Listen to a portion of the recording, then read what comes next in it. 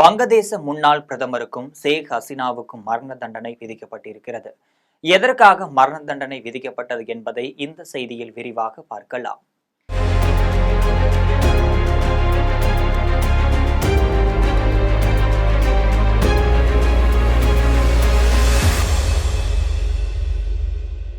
வங்கதேசத்தில் பிரதமராக இருந்த ஷேக் ஹசீனா அரசு வேலைகளில் சுதந்திர போராட்ட வீரர்களின் வாரிசுகளுக்கு 30% இடஒதுக்கீடு வழங்கி உத்தரவிட்டிருக்காரு.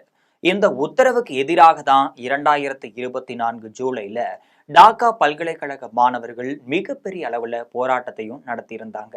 இந்த போராட்டம் பெரிதாகி பெரும் வன்முறை வெடித்து சிதறி இருக்கிறது. அதன் விளைவாக தான் ஷேக் ஹசீனா ஆட்சியை விட்டு நாட்டை விட்டு வெளியேறும் சூழ்நிலை ஏற்பட்டிருந்துச்சு. இந்த போராட்டத்தின் போது மனித குலத்திற்கு எதிராக குற்றம் புரிந்ததாக வங்கதேச முன்னாள் பிரதமர் ஷேக் ஹசீனாவிற்கு எதிராக சர்வதேச குற்ற தீர்ப்பாயத்தில் வழக்கும் தொடரப்பட்டிருந்துச்சு. இந்த வழக்குல நவம்பர் 17ஆம் தேதி நீதிபதி தீர்ப்பு வெளியாகும் என கூறியிருக்காரு. இந்த நிலையில தான் நவம்பர் 16ஆம் தேதி மீண்டும் வங்கதேசத்துல போராட்டம் வெடித்திருக்கு. இதற்கிடையில 16ஆம் தேதி இரவு ஷேக் ஹசீனா தன் சமூக ஊடக பக்கத்துல ஒரு ஆடியோவையும் வெளியிட்டிருக்காரு. அதுல எனக்கு எதிராக தொடரப்பட்ட அனைத்து குற்றச்சாட்டுகளுமே பொய்யானவை. வங்கதேசத்தின் அவாமி கட்சி அளிக்க முயற்சிக்கிறார்கள் யூனுஸ்னு சொல்லியிருக்காரு. அது அவ்வளவு எளிதல்ல. அடிமட்டத்திலிருந்து வளர்ச்சி கண்ட கட்சி அவாமி லீக் கட்சி. அதை அவ்வளவு எளிதாக அழித்துவிட முடியாது என்று சொல்லியிருக்காரு. எங்கள் கட்சி தொண்டர்களின் ஆதரவு அமோகமாக இருக்கிறது. அவர்கள் எங்களுக்கு நம்பிக்கை கொடுத்திருக்கிறார்கள். ஊழல்வாதியும் அடக்குமுறையாளரும் கொலைக்காரருமான யூனுஸ் மற்றும் அவரது ஆதரவாளர்களுக்கு நிச்சயம் மக்கள் தக்க பாடம் புகட்டுவார்கள். மக்கள் நீதி வழங்குவார்கள். நான் உயிரோடு உள்ளேன், உயிரோடு இருப்பேன். மக்களின் நலனுக்காக மீண்டும் பாடுபடுவேன். வங்கதேச மண்ணில் நீதியை நிலைநாட்ட செய்வேன் என்று ஷேக் ஹசீனா தெரிவிச்சிருக்காரு. கடந்த ஆண்டு நடைபெற்ற மாணவர் போராட்டத்தில் அவர்கள் முன்வைத்த கோரிக்கைகள் ஏற்றிருக்கிறோம். இருப்பினும் தொடர்ந்து புது கோரிக்கைகளை அவர்கள் முன்வச்சிருக்காங்க. அமைதியற்ற பதற்றம் நிறைந்த சூழ்நிலையை உருவாக்குவதே இதன் நோக்கமாக இருந்திருக்கு. நான் மனித உரிமைகளை மீறியவளா? என்ன தீர்ப்பு வேண்டுமானாலும் வழங்கட்டும். அது குறித்து எனக்கு எந்த ஒரு கவலையும் கிடையாது. நான் எனது நாட்டு மக்களுக்காக தொடர்ந்து பணியாற்றுவேன் என்று சொல்லியிருக்காரு.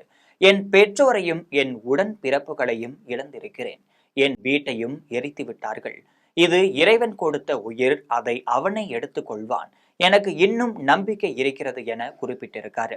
இந்த நிலையில தான் கடந்த 2024 ஜூலை 15 முதல் ஆகஸ்ட் 15 வரை 1400 பேர் வரை கொல்லப்பட்டதாக ஐநா சபையின் உரிமைகள் அலுவலக அறிக்கையில தெரிய வந்திருக்கு. மேலும் ஷேக் ஹசீனாவின் 2 உதவியாளர்களான முன்னாள் உள்துறை அமைச்சர் அசாதுல்லா மான் கான் கமல் மற்றும் முன்னாள் காவல்துறை தலைவர் சௌத்ரி அப்துல்லா அல் மாமுன் ஆகியோருக்கு எதிராகவும் இதே குற்றச்சாட்டுகள் முன்வைக்கப்பட்டிருக்கு. இதற்கிடையில தான் இந்த வழக்கை வங்கதேசத்தின் சர்வதேச குற்றவியல் தீர்ப்பாயத்துல 3 உறுப்பினர்களை கொண்ட தீர்ப்பாயம் விசாரித்து வந்திருந்த நிலையில தான் குற்றம் சாட்டப்பட்டவர்களுக்கு மரண தண்டனை விதிக்க வேண்டும் என்று அரசு வழக்கறிஞர்கள் கோரிக்கை விடுத்திருக்காங்க. இந்த நிலையில தான் தீர்ப்பாயம் வழங்கியிருக்கும் தீர்ப்புல முன்னாள் பிரதமர் ஷேக் ஹசீனா மனித குலத்திற்கு எதிரான குற்றங்களுக்கு அதிகபட்ச தண்டனைக்கு தகுதியானவர். மனித குலத்திற்கு எதிரான குற்றங்களில் வழங்கப்பட்ட அனைத்து ஆதாரங்களுமே உண்மையானதாக தெரிகிறது. ஆதாரமாக வழங்கப்பட்ட வீடியோக்கள், புகைப்படங்கள் மற்றும் ஆடியோக்கள் கிமியால் மாற்றப்படவோ உருவாக்கப்படவோ கிடையாது. எனவே ஷேக் ஹசீனா குற்றவாளி என கண்டறியப்பட்டிருக்கு. இந்த வழக்கின் முக்கிய சாட்சியான முன்னாள் காவல்துறை தலைவர் சௌத்ரி அப்துல்லா அல் மாமுன் மரண தண்டனையில் இருந்து விடுவிக்கப்பட்டிருக்காரு.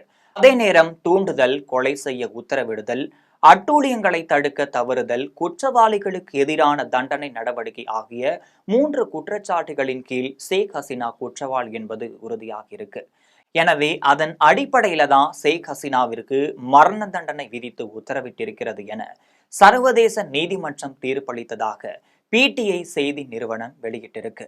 உண்மையை சொல்ல வேண்டும் என்றால் ஷேக் ஹசீனா வங்கதேசத்தை நம்மை விட பொருளாதாரத்தில் முன்னேற்றம் அடைய செஞ்சிருக்காரு. நம்மை விட தனிநபர் வருமானத்தில் வங்கதேச மக்களுக்கு அதிகம். இது பாகிஸ்தானுக்கு பிடிக்கவில்லை. அந்த நாட்டின் ISI அமைப்பு வங்கதேசத்தில் புகுந்து அடிப்படை இஸ்லாமிய கொள்கையை, அந்நாட்டு இஸ்லாமிய தீவிரவாதத்தை ஆதரிக்கும் மக்கள் மற்றும் மாணவர்கள் இடத்துல நஞ்சையும் விதைத்திருக்கு. இதன் மீது பற்று கொண்ட மாணவர்கள் பிரதமர் ஷேக் ஹசீனாவிற்கு எதிராக பல்வேறு கட்ட போராட்டங்களையும் நடத்தியிருக்காங்க. அவர்கள் நாட்டில் வன்முறையை தூண்டிவிட்டு அமைதியை கெடுத்திருக்கின்றனர். இப்போது வங்கதேசம் படுபாதாளத்திற்கு தள்ளிவிடப்பட்டிருக்கிறது. இனி பழைய வங்கதேசத்தை காண முடியாத சூழ்நிலை ஏற்பட்டிருக்கு. அந்நாடும் பாகிஸ்தான் போல வன்முறையும் பட்டினியாலும் சாகப் போவது என்பது கேள்விக்குறியான விஷயமாக பார்க்கப்படுகிறது.